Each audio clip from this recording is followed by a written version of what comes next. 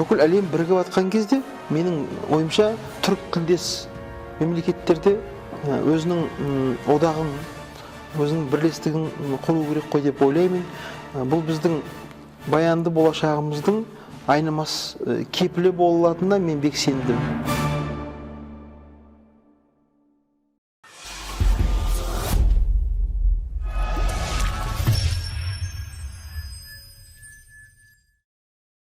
Құрылатынына мен ешқандай күмәнім, шүбәм жоқ. Неге? Өйткені барлығы да біздің өзімізге байланысты. Біздің халықтардың ерік-жігеріне байланысты, және бұны саналы түрде түсінуіне байланысты. Және де одақ құрудың, федерация құрудың жалпы басты шарты бұл тең дәрежелілік. Өйткені тең дәрежелі мемлекеттер ғана одақ құра алады.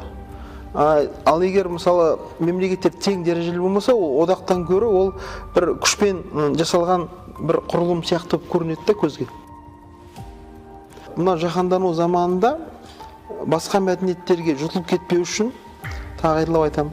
Осы бізге осы мына локальды мәдени одақ, оның ар жағында әлбетте мәдени одақтың ар жағында экономикалық, саяси одақтастық оларды жүзеге асады деп мен өзім ойлаймын. Бірақ негізінен мынау қазіргі біздің бабаларымыз аңсап кеткен түрік тілді мемлекеттердің бірлігі деген арман, қиял ешқашанда біз күн тәртібінен түскен жоқ. Өйткені біздің бабаларымыз кешегі Мағжан жырлап кеткен. Өйткені шын мәніндегі бүкіл түрік халықтары осы ұланғайыр даладан тараған ғой. Сонда Мағжан айтады ғой, бүкіл түрік енші алып тарасқанда қара шаңырақта қазақ қалған жоқ па дейді. Сонда бүкіл түрік жұртының қара шаңырағы деп Мағжан осы қазақ даласын айтып отыр да. Өйткені шын мәніндегі бүкіл түріктің анасы қарт Алтай ғой. Біз Алтайдан генерация алып, Алтайдан қуат алып, бүкіл дүние жүзіне тарадық. Және де ең бастысы бүкіл түрік халқының рухани көсемі Қожа Ахмет Яссауи бабамыз осы қазақ жерінде, Түркістанда жатыр. Сондан одақ мәселесін, бұл бірлестік мәселесін саналы түрде әлі сезіне қоймасақ та, 80 миллион Анадолу түріктері бізді ата жұрт деп тегінен айтпайды ғой. Мен өзім ойлаймын, осы түрік бірлестігінде жаңағы Мағжан бекітіп кеткен қазақ қара шаңырақ иесі деген сөз, ол тарихи, саяси, жалпы бүкіл ақиқаттарға сай келеді. Ол қолдан жасалған ақпарат емес, бұл кәдімгідей жаны бар сөз. Біз қазіргі кездегі өзіміз келу үшін біз сондай бірлігі күшті елді жау алмайды дейді ғой. Мына Еуропа мысалы Евросоюз дейді, Евроодақ дейді, яғни олар территориялық негізде бірікті. Ортақ валюта қолданады мысалы. Шенген визасы бар, яғни ешқандай визасыз емін-еркін қозғала алады осы одақ көлемінде. Өте ыңғайлы емес пе? Содан мен өзім ойлаймын, біздің де осындай түбі бір түркі елдерінің арасында осындай бір одақ болса екен деп мен тілеймін. Орыстың отарына қарамай тұрған кездегі түркілік бірлікті орыс отаршылдығы саналы түрде оны бұзды. Өйткені бізде бұрын ортақ әдеби тіліміз болған, оны түрки дейді, немесе шағатай тіл деп атайды. Ол тілде Яссауи жазған, ол тілде Сүлеймен Бақырғани жазған, ол тілде Сайып Сарай жазған. Сол тіл біздің мәдени бірлігімізді, мәдени ортақтастығымызды сақтап отырудың шарты еді ғой. Бірақ өкінішке қарай сол түрки кейіннен ұмытылды. Оның өзінің тарихи объектив себептері бар. Өйткені шәкәрімнің феноменінің бастауы бұл ағайда дегенде шәкәрім айтады, жасымнан жетік білдім түрік тілін, ол тілге аударылған барлық білім дейді.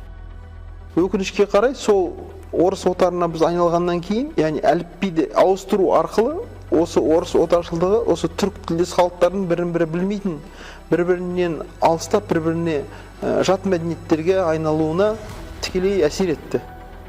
Бұрын бәріміз араб графикасында болдық қой. Өзбегің де, түрік те, Анадолу түріктері де, қырғыз да, бәрі де сол түркиді пайдаландық біз. Бірақ енді қазір жаңа сапада ендігі бірлік, ендігі әліпби бұл латын әліпби болайын деп тұр. Түркі тілдес деп айтады ғой, негізі Шәкәрімнің Абайдың жаңағыдай жазбаларында негізі түрк дейді. Негізі түркі деген кейіннен пайда болған сөз деп ойлаймын мен. Негізі жаңағыдай Шәкәрім айтады ғой, түбің араб деген бір шірк сөз, біздің түбіміз түрк дейді. Сонда негізі түркі деген сөз ол кейіннен шығыс ориенталистер ойлап тапқан жасанды терминде негізінен Шәкәрімді алайық, Абайды алайық, Мәшһүрді алайық, бәрінде түрк деген сөз.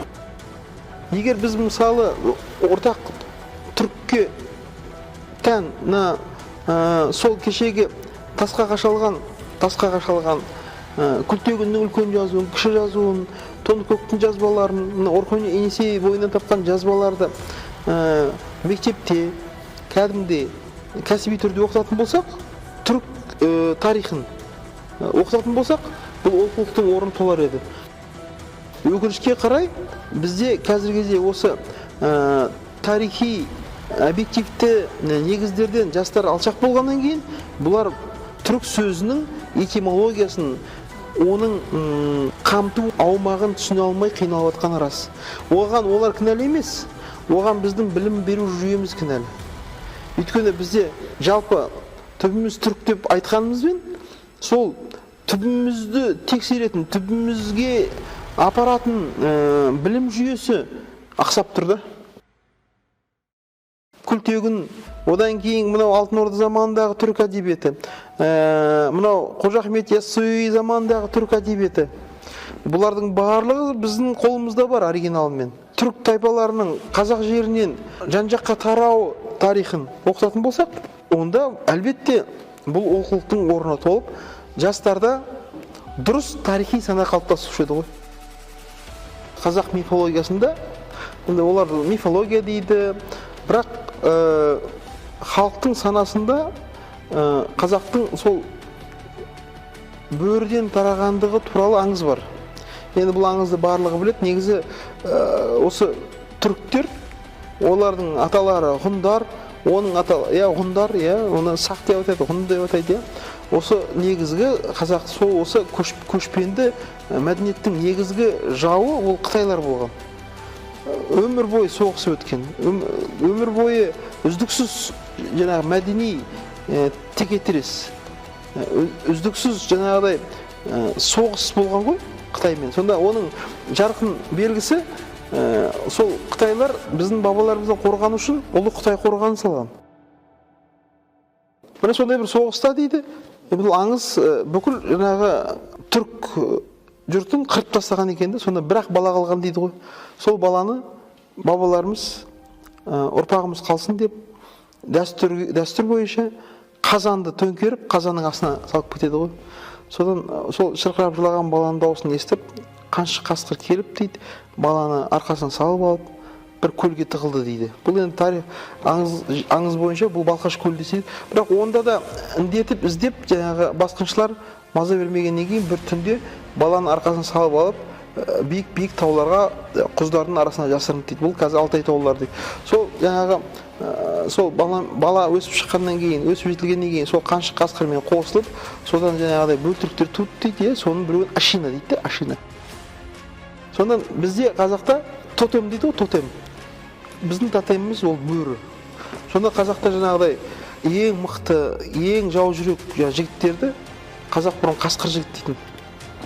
Тіпті қасқырдың жаңағы тотем екендігін атын атауға қорқатын, оны ит құс деп атаған қазақ. Символика деген не? Бұл рәміз, бұл біздің сонау ғасырлар бойы шөгіп жатқан, ұйықтап кеткен, ашылуын күтіп жатқан рухани қайнар бұлақтардың көзін ашуға көмектеседі деп. Шын мәніндегі біз қасқыр текті, бөрі текті ұлтпыз, үлкен супер этноспыз, түрік ұлысы. Сонан шын мәніндегі жаңағыдай тарихи ортақтастық негізінде, тіпті тотем бірлігі негізінде де біз өзіміз осыны жаңағыдай түбі бір туыс екенінің дәлелі де бұл. Түркияның өзі ескерткіш қойған Мағжанның жаңағы өлеңі Түркістан екі дүние есігі ғой дейді ғой. Сонда Түркістанның маңызы өте зор. Неге? Өйткені Түркістан ол екі дүниенің, яғни фәни дүние мен бақи дүниенің мағынасын ашып беретін мәдени құбылыс, және ол Түркістан Түркияда емес, Әзербайжанда емес, Қырғызстанда емес, Өзбекстанда емес, Қазақстанда тұрды. Және сол жерде бүкіл түрік жұртының әулиесі, бүкіл түрік исламының негізін қалаушы Қожа Ахмет Яссауи жатыр. Бірақ өкінішке қарай біз өзіміздің сол қолда барымызды қадірлеп, соның мәніне, мағынасына, қадіріне жете алмай отырмыз да. Неге? Оған жаңағы орыстың отары болған жаңағы кемшіндік сана оған әлі кедергісін келтіріп отыр. Ауызекі тілде айтамыз ғой, түбі бір, тілегі бір деп.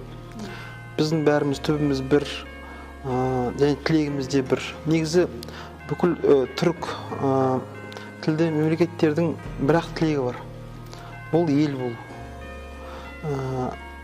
Сонау кешегі тасқа қашалып жазылған үлкен күлтегін жазуында мындай сөздер бар ғой. Бабамыз дейді, естемей қаған, елсіреген халықты ел қылды, қағансыраған халықты қаған болды дейді ғой. Сол сияқты жалпы қазіргі кездегі осы жаһандану заманында ең үлкен проблема бұл өзіңнің бет бейнеңді сақтап, өзіңнің еліңе, жеріңе ие болып қала отырып, дербестігіңді сақтап қалу, өзінің мәдениетіңді сақтап қалу. Үлкен проблема. Өйткені біз көзге көрінгенмен қазір бір күнде қазір мысалы жер бетінен 7-8 этнос жойылып отырады екен, мәңгіге. Сондықтан жау жоқ деме жарасында дейді бабаларымыз. Санымыз, өзіміздің қазақтың саны әлеммен салыстырған кезде, территорияға шаққан кезде өте аз. Сондан қазіргі кезде мынау алып мемлекеттердің мүдделерінің қиылысында отырған Қазақстан үшін, қазақ ел үшін қазір басты мақсат өз-өзін сақтап қалу. Бүкіл әлем бірігіп атқан кезде, менің ойымша түрік тілдес мемлекеттерде өзінің одағын, өзінің бірлестігін құру керек қой деп ойлаймын. Бұл біздің баянды болашағымыздың айнымас кепілі болатынына мен бек сендім.